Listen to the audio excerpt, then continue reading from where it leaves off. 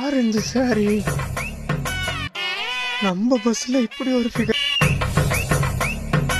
யோ என்னாச்சு என்னாச்சு இந்த ஆளுக்கு?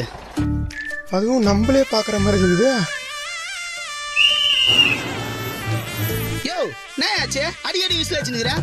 அதான் ஏற்றாங்களா அப்புறம் சும்மா கடி போயிட்டு நம்மளே பாக்குறாங்க. இதுக்கு மேல நம்ம வேலையை காமிச்சிட வேண்டியதான்.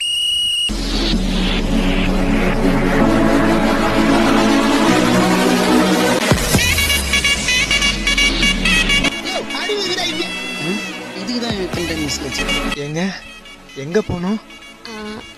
எங்கே போகணுன்னு சரியா சொல்ல தெரியல. வாழ்க்கை ஃபுல்லாக இப்படியே போகணும்னு தோணுது. டிக்கெட் கிடைக்குமா?